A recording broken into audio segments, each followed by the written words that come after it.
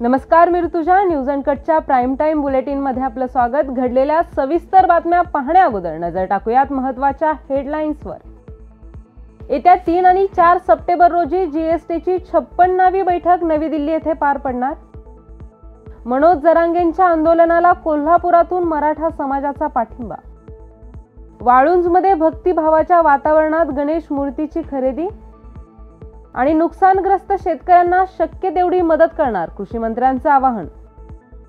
महत्त्वाच्या हेडलाईन्स नंतर आता पाहूयात बातम्या विस्ताराने. येत्या 3 आणि 4 सप्टेंबर रोजी जीएसटी अर्थात वस्तू आणि सेवा कर परिषदेची 56वी बैठक नवी दिल्लीत पार पडली.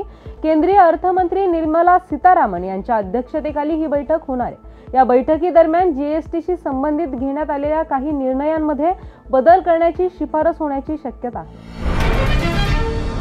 मराठा आरक्षणासाठी मुंबईत 29 ऑगस्टला मनोज जरांगे पाटलांनी पुकारलेल्या आंदोलनाला कोल्हापुरातून सकल मराठा समाजाने पाठिंबा दिलाय. याच दिवशी कोल्हापुरातील ऐतिहासिक दसरा चौकात मराठा समाजाकडून आंदोलन छेडण्यात येणार असून दुचाकी रॅली देखील काढण्यात येणार आहे. आज मराठा समाजाच्या पदाधिकाऱ्यांनी बैठक घेऊन जरांगे पाटलांना पाठबळ देण्याचा निर्णय केल्याचं शाहीर दिलीप सावंत यांनी माध्यमांना सांगितलंय. 28 तारखेला मी शिवशाहीर दिलीप सावंत मनोज जरांगे पाटील यांच्या बरोबर मराठा समाजाला आरक्षण मिळावं म्हणून या आंदोलनात सहभागी होणार. माझं स्वतःचं शाहिरी पथक यात सहभागी होत आहे. आणि त्याचबरोबर 29 तारखेला कोल्हापुरातील सर्व सकल मराठा समाज यांच्या वतीनं शिवाई पेठेतून एक 2 व्हीलर 4 व्हीलरची रॅली निघेल. आणि त्याचबरोबर दसरा चौकात पुन्हा एकदा या आंदोलनाला पाठबळ सर्व सकल मराठा समाजाच्या वतीनं दसरा चौकात आंदोलन छेडलं जाईल. यावर्षी छत्रपती संभाजीनगरमधील वाळूज महानगरात गणेशोत्सव उत्साहात साजरा होणार आहे. पर्यावरण संवर्धनात संदेश देत गणेशोत्सव काळात विविध मंडळे, संस्था आणि सामाजिक कार्यकर्त्यांच्या मदतीने मोठ्या प्रमाणात वृक्षारोपण करण्यात येणार आहे. पर्यावरणपूरक मूर्ती, नैसर्गिक सजावट आणि वृक्षारोपण उपक्रमांमुळे या उत्सवाला अधिक महत्त्व प्राप्त होत असल्याचं पाहायला मिळतंय. गणेशोत्सव येऊन ठेपलेला आहे. काय आनंद, काय मनामध्ये आणि कशा पद्धतीने उत्सव साजरा करणार? आम्ही दरवर्षीप्रमाणे गणपती तर दरवर्षी बसवतोच. तर ज्या दिवशी आम्ही मागच्या वेळेस गणपती बुडवला त्या दिवशीपासून आम्ही या दिवसाची वाट बघत होतो. आणि आज आम्ही पहिल्या वेळेस ही 8 फुटाची मूर्ती बुक केलेली. तर आम्हाला खूप आनंद आहे आणि अवघ्या 3 दिवसावरती आलेला आहे गणेशोत्सव. त्यासाठी आमची तयारी खूप जोरात चालू आहे. कशा पद्धतीने काय उपक्रम काही राबवणार आहात? हो, आम्ही आता गणपती उत्सवानिमित्त आम्ही गावामध्ये झाडे लावणार आहे. एवढं वृक्षारोपण करणार आहे प्रत्येक दिवशी 10 दिवस दररोज. नाव सांगा. संतोष बंडू शिंदे माझं नाव आहे. टेमापुरीचं लावला तुम्ही. मागील 10 दिवसात राज्याच्या विविध भागात मुसळधार पावसाने 22 लाख एकर शेतीचं नुकसान झालंय. शासन नुकसानग्रस्त शेतकऱ्यांना शक्य तेवढी मदत करणार असल्याची ग्वाही कृषी मंत्री दत्तात्रय भरणे यांनी इंदापुरातील एका कार्यक्रमात केली आहे. लोकप्रतिनिधी म्हणून शेतकऱ्यांच्या बांधावर जाऊन पाहणी केली असून शेतकऱ्यांशी पाठीशी उभा राहण्याचा माझा प्रामाणिक प्रयत्न असल्याचं भरणे यांनी सांगितलंय. तुम्हा सर्वांना माहिती की गेली 10 दिवस आपल्या राज्यामध्ये खूप मोठ्या प्रमाणामध्ये पाऊस पडतोय. आणि पाऊस पडल्यामुळे साधारणतः या राज्यामध्ये 22 लाख एकर जमिनीवरती शेतकऱ्यांचं खूप मोठ्या प्रमाणामध्ये नुकसान झालेलं आहे.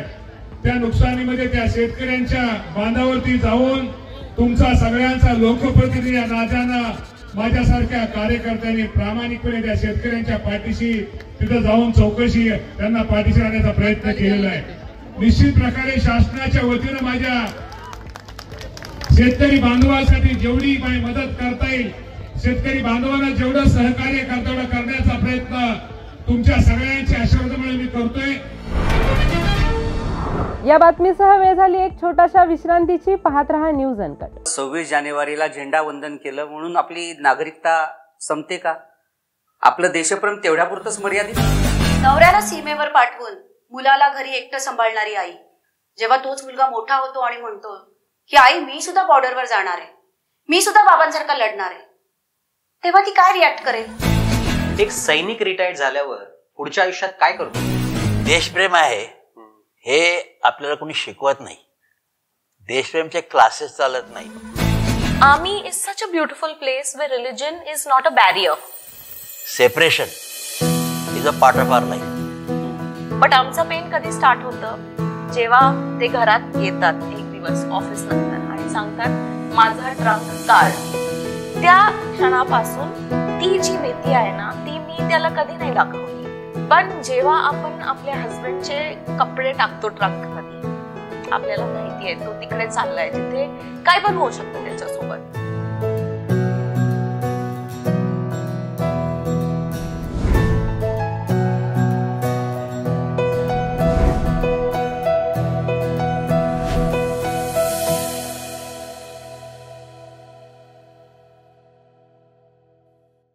विश्रांतीनंतर स्वागत. पाहूयात उर्वरित काही महत्त्वाच्या घडामोडी. छत्रपती संभाजीनगरच्या सोयगाव तालुक्यातील अजिंठा लेण्यांच्या पाठीमागील डोंगर रांगात वसलेलं स्वयंभू रुद्रेश्वर महादेव मंदिर हे कोरीव शिल्पकलेचं अद्वितीय उदाहरण मानलं जातं. हे जागृत देवस्थान भाविकांच्या श्रद्धेचं केंद्रस्थान असून काल श्रावण अमावस्ये दिवशी पाडवा साजरा करताना या मंदिरात पारंपरिक यात्रा पार पडली. हर हर महादेवच्या गजरात या ठिकाणी हजारो भाविकांनी दर्शनासाठी गर्दी केल्याचं पाहायला मिळालं. मंदिर परिसरातील 6 फूट उंच गणेश मूर्ती, रिद्धी-सिद्धी कालभैरव, नरसिंह यांच्या मूर्ती तसेच स्वयंभू शिवलिंग ही इथली प्रमुख आकर्षण आहेत. विशेष म्हणजे शिवलिंगावर दररोज सूर्यकिरणांचा नैसर्गिक अभिषेक होतो. ही दुर्मिळ घटना पाहण्यासाठी भाविक गर्दी करतात. मित्रांनो, आमच्या खरं म्हटलं तर आमच्या शेंदुर्णी सोयगाव परिसरातील हे खूप जागतं देवस्थान आहे महादेवाचं आणि या ठिकाणी पोळ्याच्या दुसऱ्या दिवशी यात्रा असते. करच्या दिवशी तर खूप सारे भाविक भक्त दूरदूरून या ठिकाणी दर्शनासाठी येतात. मित्रांनो, तर नक्कीच आपलं कधी या एरियामध्ये जर चक्कर झालं तर आपण भगवान रुद्रेश्वराच्या दर्शनासाठी नक्की या. 12 महिने लोक येतच राहतात मित्रांनो. पण आज यात्रा आहे तर खूप सुंदर असं निसर्गरम्य ठिकाणी हे देवस्थान आहे. अजिंठा पर्वत रांगेत हे देवस्थान आहे आणि सोयगाव पासून 5-6 किलोमीटरवर हे देवस्थान आहे. तर खूप सुंदर या ठिकाणी आम्हाला दर्शन करून वाटलं. तर नक्कीच आपण सुद्धा एकदा तरी या ठिकाणी दर्शनासाठी या. धन्यवाद. जय महाराष्ट्र, जय खानदेश, जय भोलेनाथ. प्रतापगडावर गडकोट संवर्धन मोहिमेअंतर्गत भवानी मातेचं दर्शन घेऊन स्वच्छता मोहीम सुरू करण्यात आली आहे. ऐतिहासिक वारशाचं संरक्षण, स्वच्छता त्याचबरोबर पर्यावरणाची जपणूक आणि जनजागृती करण्यासाठी ही मोहीम सुरू करण्यात आली आहे. खासदार निलेश लंके, राष्ट्रवादीचे प्रदेशाध्यक्ष शशिकांत शिंदे, आमदार जयंत पाटील यांनी प्रतापगडावर भवानी मातेची आरती करून या मोहिमेचा शुभारंभ केला. आणि छत्रपती शिवरायांचं नाव घेतल्याशिवाय या राज्यातील राजकारण असो, समाजकार्य असो किंवा कुठलंही शुभ कार्य त्या ठिकाणी पार पडत नाही. आणि त्या छत्रपती शिवरायांनी अखंड हिंदुस्थान, त्या ठिकाणी हिंदुस्थानामध्ये 18 पगड जाती धर्माच्या लोकांना बरोबर घेऊन हिंदवी स्वराज्याचे स्वप्न सत्यात उतरवण्याचं काम केलं. आणि त्या छत्रपती शिवरायांसाठी आपण काहीतरी कृतीतून केलं पाहिजे या भावनेतून आम्ही सर्व मावळे या ठिकाणी महिन्यातला एक रविवार, त्या रविवारी त्या प्रत्येक गडावर जायचं आणि त्या गडावर जाऊन स्वच्छता अभियान राबवायचं, संवर्धन त्या ठिकाणी करायचं आणि त्या ठिकाणचे छत्रपती शिवरायांचे विचार घराघरापर्यंत पोहोचवण्याचं काम आम्ही या मोहिमेच्या माध्यमातून करत आहोत. रायगड पोलिसांनी फिटनेस विषयी जनजागृती करताना आज कर्जत खोपोली रस्त्यावर 10 किलोमीटरची सायकलिंग स्पर्धा आयोजित केली होती. या स्पर्धेला रायगडच्या पोलीस अधीक्षक आचल दलाल यांनी हिरवा झेंडा दाखवून सुरुवात केली आहे. फिट इंडिया आणि अंमली पदार्थ जनजागृती संदर्भात जनजागृतीसाठी काढलेल्या या रॅलीत तरुणांचा उत्स्फूर्त सहभाग पाहायला मिळाला. भंडाऱ्यातील गोसी खुर्द धरणाच्या उजव्या कालव्यात अडकलेल्या चितळ हरणाचं सुरक्षित रेस्क्यू करण्यात पवनी वन विभागाला यश आलंय. वन विभागाच्या रेस्क्यू पथकानं कालव्याच्या खोल पाण्यात उतरत जाळीच्या साह्यानं या चितळाला सुखरूप बाहेर काढून त्याला नैसर्गिक अधिवासात सोडलंय. यासह वेळ झाली एका छोट्याशा विश्रांतीची. पाहत रहा न्यूज अनकट. या पावसाळ्यात परफेक्ट मेमरीज क्रिएट करा अंधारपन फार्म्स अँड रिसॉर्ट्सच्या अमेझिंग पॅकेजेससह. Deluxe rooms, comfortable stay, tasty breakfast, high tea snacks आणि डिनर फक्त 1500 पर पर्सन. कपल्ससाठी खास deck rooms, perfect nature view सह रिलॅक्स करा फक्त 3300 मध्ये. ॲडव्हेंचर्स प्रेमींसाठी आहे स्टे आणि अंधारबन ट्रेक फक्त 1700 पर पर्सन. अधिक माहितीसाठी आजच संपर्क करा आणि इन्स्टा पेजला फॉलो करा. विश्रांतीनंतर स्वागत. पाहूयात उर्वरित काही महत्त्वाच्या घडामोडी. यवतमाळच्या दारव्हा तालुक्यातील वीज वितरणाशी संबंधित विविध समस्यांबाबत मनसे पदाधिकाऱ्यांनी आक्रमक भूमिका घेतली आहे। उपकार्यकारी अभियंता कार्यालयात जाऊन निवेदन देण्यास गेले असता कार्यालयातील सर्वच कर्मचारी गैरहजर होते। यामुळे संतप्त झालेल्या मनसे पदाधिकाऱ्यांनी अभियंत्यांच्या खुर्चीला हार घालून निषेध नोंदवलाय। जनतेच्या तक्रारी सोडवणारे अधिकारीच अनुपस्थित राहत असतील तर समस्या कोण सोडवणार असा सवाल मनसे पदाधिकाऱ्यांनी केलाय। आज दारव्हा तालुक्यातील आणि शहरातील विजेच्या संदर्भातील बऱ्याचशा समस्या नागरिकांनी आमच्यापर्यंत आणल्या होत्या आणि त्या समस्याचं निवेदन घेऊन महाराष्ट्र नवनिर्माण सेना आज MSCBच्या ऑफिसवर आली होती। पण या ठिकाणी एकही कर्मचारी किंवा अधिकारी या ठिकाणी हजर नाही आहे आणि आताच नुकतेच काही दिवसाआधी या कार्यालयाला संत गाडगेबाबा स्वच्छता अभियानाचा पुरस्कार मिळाला असं माहीत झालं। पंधरवाडा अभियान संत गाडगेबाबा स्वच्छता अभियानाचा पंधरवाडा चालू आहे आणि या MSCBच्या कार्यालयाच्या परिसरामध्ये सर्वत्र घाणीचं साम्राज्य आहे। म्हणून आज महाराष्ट्र नवनिर्माण सेनेच्या वतीने MSCB कार्यालयामध्ये बेश्रमाचं झाड लावून हे अधिकारी किती बेश्रम झाले आहेत हा दाखवण्याचा हा प्रयत्न आहे।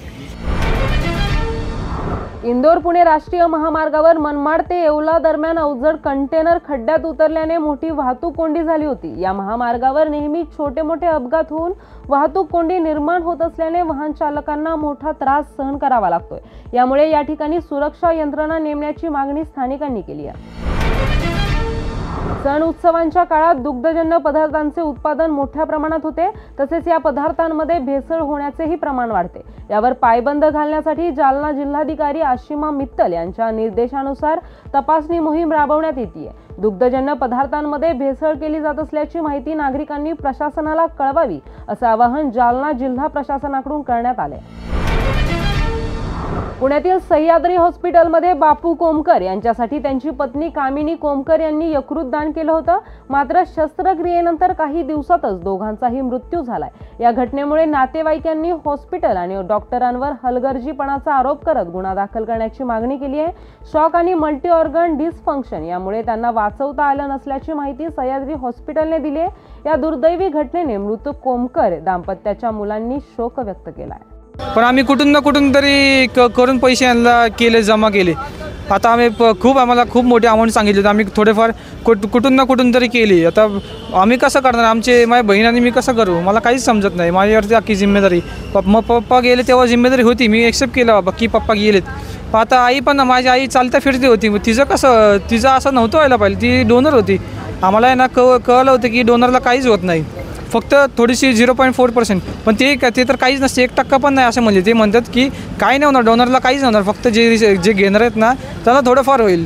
आम्ही आता कसं करू, माझी बहीण लहान आहे, मी कसं करणार, मला काहीच कळत नाही। खूप फायनान्शियली आमच्याकडे खूप जिम्मेदारी आहेत, कसं करू मला काहीच कळत नाही। आमचं भागा नाही, मामा नाही ना, काका नाही ना, कोणच नाही, आम्ही कसं करणार, माझी बहीण आणि मी कसं करू, मला काहीच। या बातमीसह प्राईम टाइम बुलेटिन मध्ये इथेच थांबूयात। पाहत रहा न्यूज अनकट।